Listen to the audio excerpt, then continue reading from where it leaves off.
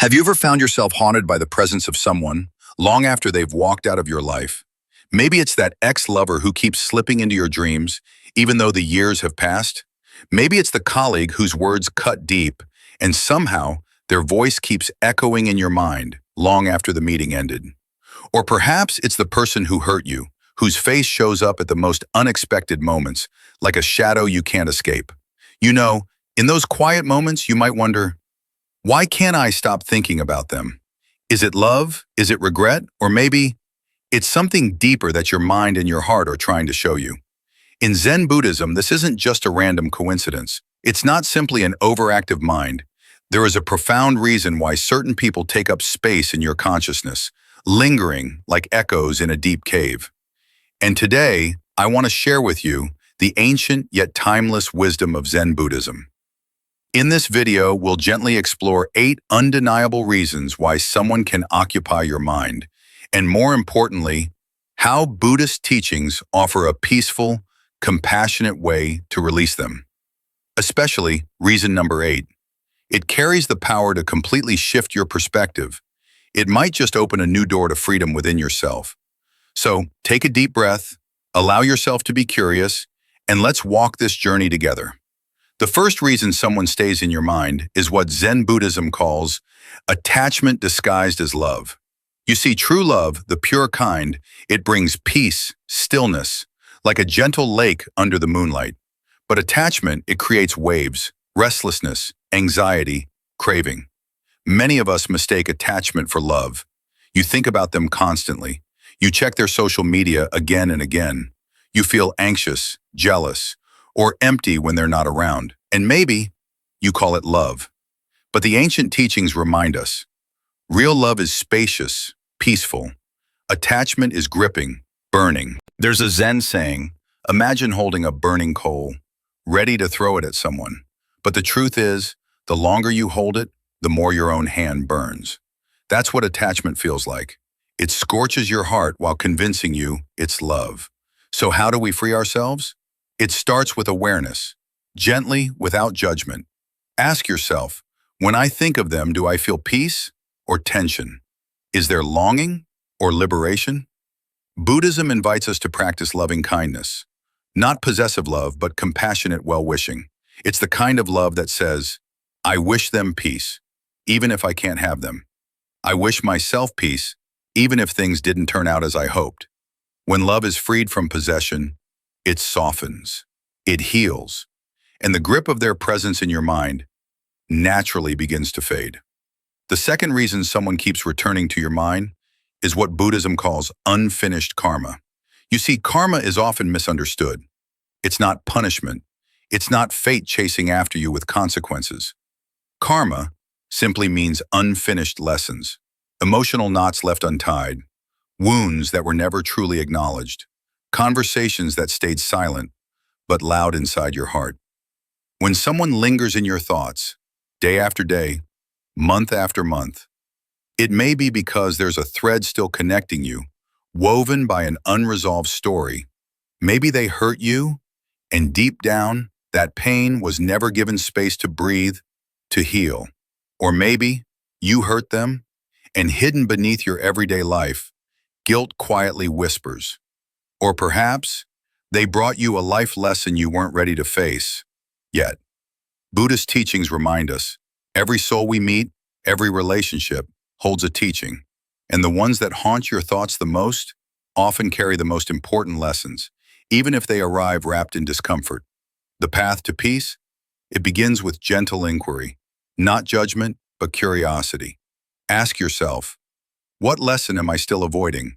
What feeling remains unspoken, unhealed? Sometimes, freedom isn't about forgetting them. It's about completing the unfinished story within you. And when that lesson settles, their presence in your mind slowly dissolves, like fog lifting after dawn.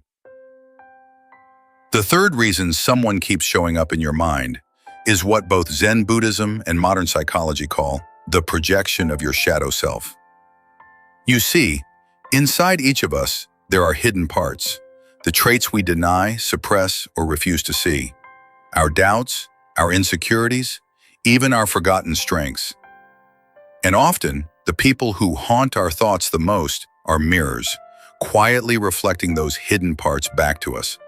Maybe you keep thinking about someone who seems overly confident. It irritates you, obsesses you. But beneath that, it might be your own repressed confidence, the part of you longing to rise, but feeling unsafe to express. Or perhaps their flaws, the ones you judge, dislike, or can't stop thinking about. They're showing you a reflection of something within yourself, something uncomfortable, yet real. The ancient Buddhist masters understood this. Others are not enemies, but mirrors. The ones who trigger us the most often reveal the parts of ourselves we've abandoned. The path to peace begins with gentle self-inquiry. What about this person activates me so deeply? What hidden quality of mine are they mirroring back? It's not about blaming yourself. It's about reclaiming your wholeness. When you integrate those lost parts, your confidence, your flaws, your light, your shadow, the person loses their power over your thoughts, and their haunting presence gently fades, like clouds passing through an open sky.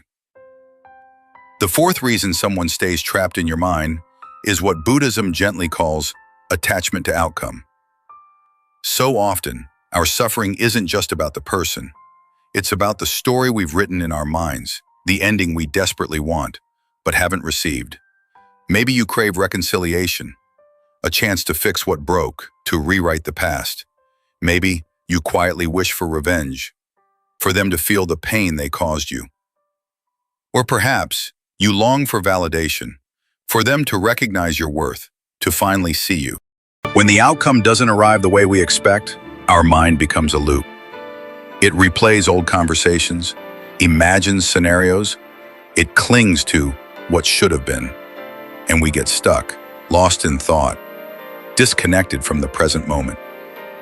Zen Buddhism offers a gentle invitation to practice beginner's mind, the art of seeing each moment as fresh, unknown, unburdened by expectations. When you release your grip on how things should unfold, the tension softens, the mind untangles, and space opens up for healing, for peace, for life as it is, not just as we wish it to be. And perhaps, in that spacious awareness, you'll begin to see the person, the story, even your pain, with new eyes, free from the weight of unfinished endings. And once we begin to loosen our grip on expectations, something else quietly reveals itself, the way our own thoughts can trap us. That brings us to the fifth reason someone stays stuck in your mind: identification with thoughts. You see, one of the most common misunderstandings we fall into is believing we are our thoughts. But thoughts are like clouds passing across the sky of your awareness. They come and go, constantly shifting. Yet when it comes to that one person who lingers in your mind, the thoughts feel heavier, stickier.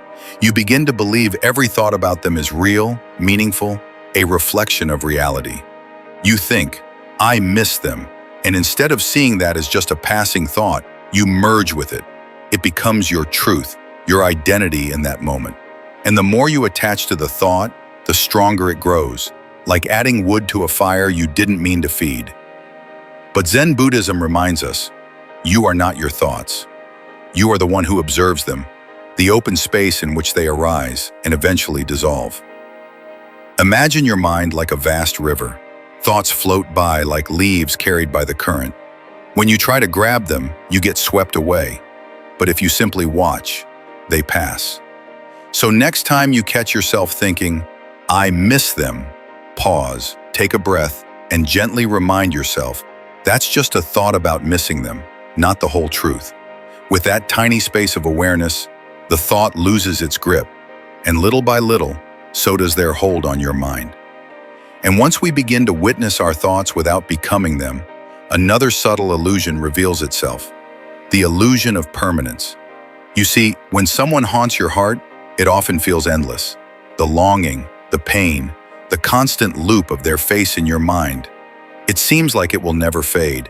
It whispers to you, they will always matter this much. This ache will always be here. But Zen Buddhism gently reminds us, Nothing lasts forever.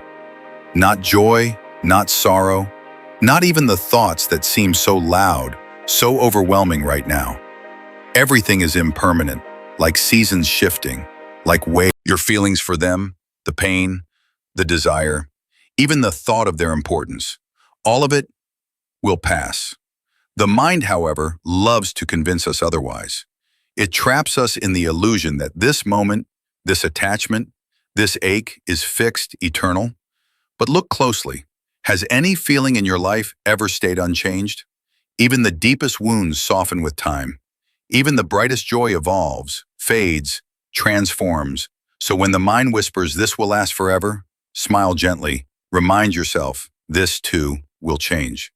And as that truth settles in your heart, the weight begins to lift, the grip loosens, and the space within you expands, ready for whatever comes next. And perhaps the deepest reason someone refuses to leave your mind isn't a flaw, but a hidden invitation.